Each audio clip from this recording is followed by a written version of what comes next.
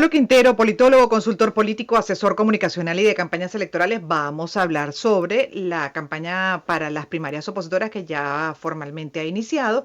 De hecho, leo de talcualdigital.com parte de lo que ha sido el comunicado de la Comisión Nacional de Primaria que emitió este martes 22 de agosto, cuando ya inicia el periodo de campaña para los comicios opositores. Ese comunicado llama a los candidatos y a la sociedad venezolana en general a que impere el respeto. Recordó que esta elección es parte del ejercicio de los derechos consagrados en la Constitución. Se medirán 13 venezolanos, recuerda tal cual, que saldrán a recorrer el país con sus propuestas con la finalidad de convertirse en la opción unitaria de cara a la elección presidencial de 2024. La Comisión de Primaria apuntó que las expresiones amenazantes, así como las acciones intimidatorias o violentas, son incompatibles con la democracia y que la primaria es pacífica, democrática, constitucional en sus medios y en sus propósitos. Desde mayo de este año, varios de los recorridos de algunos de los candidatos se han visto empañados por actos violentos protagonizados por simpatizantes del gobierno de Venezuela, que nada tiene que ver con esas primarias, porque en teoría, bueno, están claros en que quieren apoyar en unas presidenciales al gobierno, a sus representantes, ¿verdad? A su opción, a su candidatura, pero insisten en empañar, en sabotear este proceso organizado por la oposición en Venezuela. Y por ahí podríamos comenzar, Pablo. Bienvenido, buenas tardes. Gracias. Gracias a ti por estar estos minutos con nosotros. Podríamos comenzar por ahí porque al final el llamado que hace la Comisión Nacional de Primaria aplica realmente para los opositores o un llamado más a los simpatizantes del gobierno. Mira, yo creo que el llamado, más allá de los pronunciamientos, es que un proceso de primarias, por supuesto, lo que busca es la escogencia del candidato, en este caso de la oposición, pero hay algunas cosas que deben aterrizarse muchísimo más de una elección de primaria, y es la violencia política que hay en las calles de Venezuela Así respecto a la es. elección. O sea, porque un proceso electoral, bueno, la gente va y vota, pero la violencia es un fantasma que recorre el país y que no solamente se va a ver en esta elección primaria, ojalá ese no Ujú. fuera el caso, pero en una elección presidencial para el año que viene, esto tiene que encender las alarmas de todos los partidos políticos, no solamente de la oposición, sino también del lado del oficialismo, porque un escenario de violencia genera de alguna manera muchísimas dudas sobre un proceso electoral, levanta también las incertidumbres sobre la transparencia del proceso electoral, lo sano que debe ser un proceso electoral para que tenga legitimidad, y lo más importante yo creo que es cuidar la vida de los venezolanos. Yo creo que no podemos en Venezuela caer en el mismo terreno de la violencia como está viviendo ahorita Ecuador, como está viviendo otros países de la región, donde vemos casos donde el voto se tiene que cuidar con chalecos y cascos. Yo creo que eso es lamentable.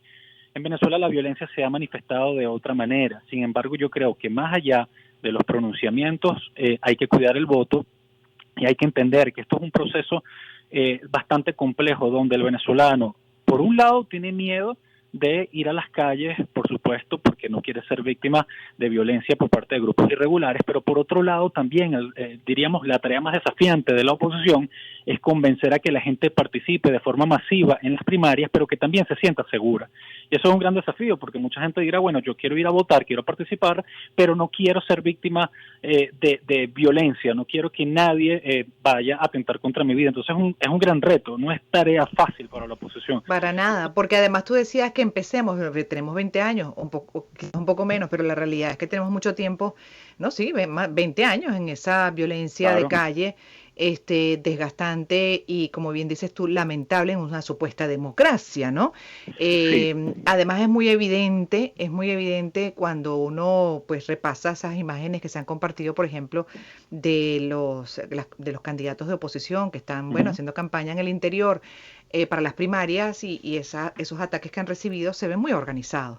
Entonces, cuando Sí. tú ves eso, la verdad es que te lleva a pensar, bueno, qué es lo que se está pretendiendo, buscando, por ejemplo, dentro de lo que es esa movilización violenta en contra de los candidatos de oposición. Bueno, lo que se busca, Gladys, eso es algo que, a ver, no es algo exclusivamente de Venezuela. Cuando hacemos política, o perdón, cuando revisamos la política en otros países, vemos que es el mismo decálogo y lo que se busca es disuadir, por un lado, neutralizar, generar Desmovilizar. miedo, generar algún tipo, cambiar psicológicamente el comportamiento de la gente y llevarla al terreno del miedo, a la no participación. Por supuesto, esto es algo que se le escapa de las manos a muchos dirigentes o candidatos, porque la violencia, por supuesto, la violencia política por lo general siempre en su mayoría viene por parte del Estado. por parte de grupos más poderosos. Entonces, es complejo. No quiero decir con esto que esto vaya a ocurrir en Venezuela, pero sí tenemos que estar vigilantes porque aquí nadie sale ganando de la violencia.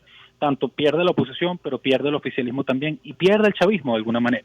Yo lo que creo es que hay que evitar a costa todo este tipo de escenarios porque dentro del lado de la oposición hace que la tasa de participación disminuya y la oposición en una elección primaria, lo lógico sería que la participación aumente y que no que disminuya, solamente para demostrarle a los venezolanos que si en una elección participaron más de 1 o 2 millones de personas, en una presidencial le puede muchísimo más.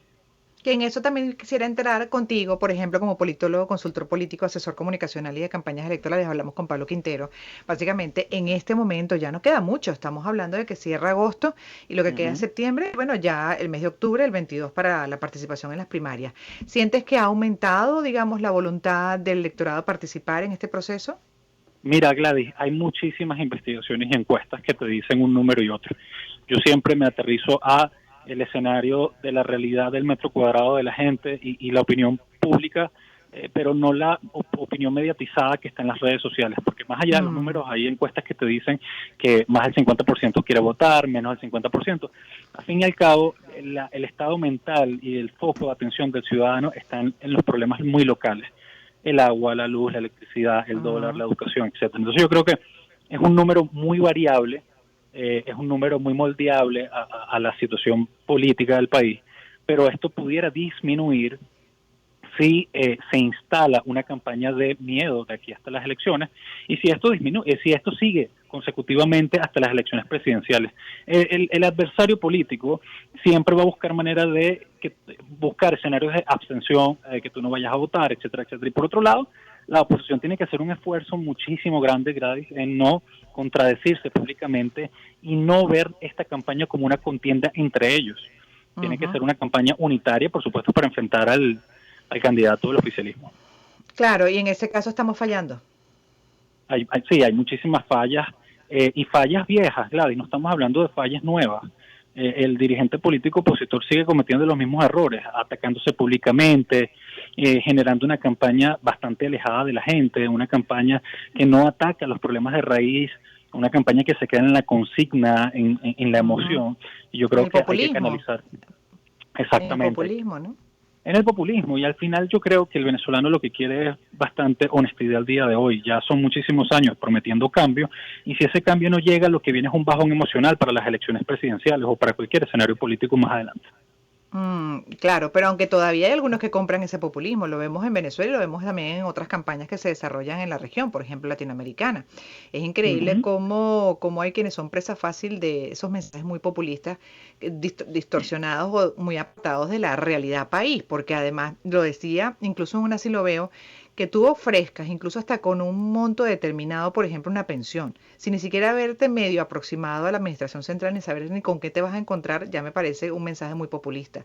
Claro. Obviamente vende ilusión y que al final genera falsas expectativas, o las puede generar y luego viene una frustración gigante, ¿no? Incluso Sí, llegando a esa administración, suponiendo que llegaras a estar en esa posición de poder y no poder cumplir con eso, bueno, ya inmediatamente generas todo lo contrario, que es el rechazo. claro, y el populismo lo vemos en Latinoamérica, en el caso de Nayib Bukele, en el caso de Donald Trump, porque son Uy, claros sí. ejemplos de líderes Bueno, y en negativos. Argentina los estamos viendo, ¿no? Ya también, ya es Sí, pan nuestro.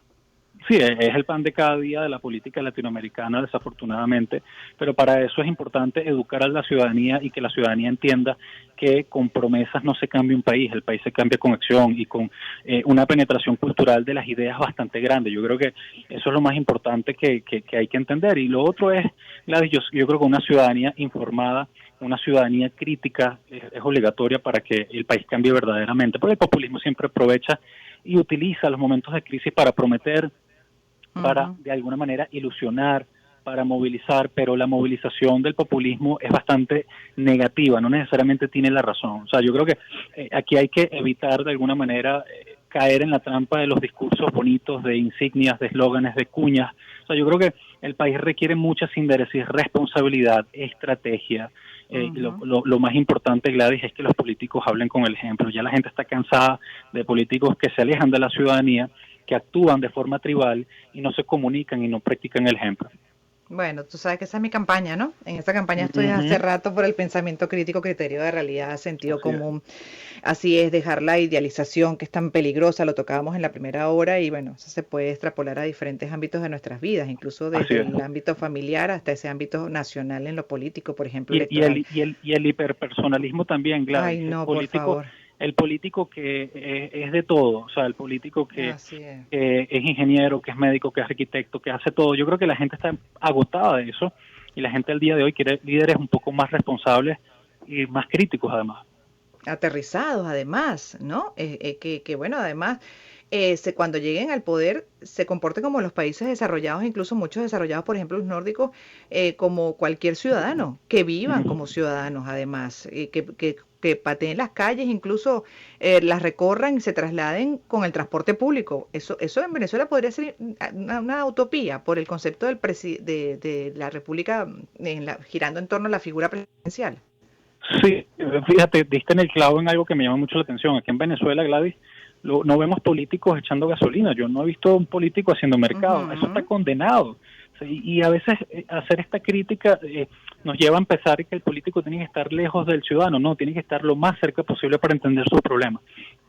Vemos casos como el presidente de Portugal va a un mercado y eso no es condenable, pero acá en Venezuela la élite política de un lado y del otro se aleja mucho de la ciudadanía y no la termina por comprender. Yo creo que el político tiene que actuar de forma más humana y más aterrizada posible en cuanto a que tiene que convivir con los problemas reales de la gente para poderlos Mm. entender.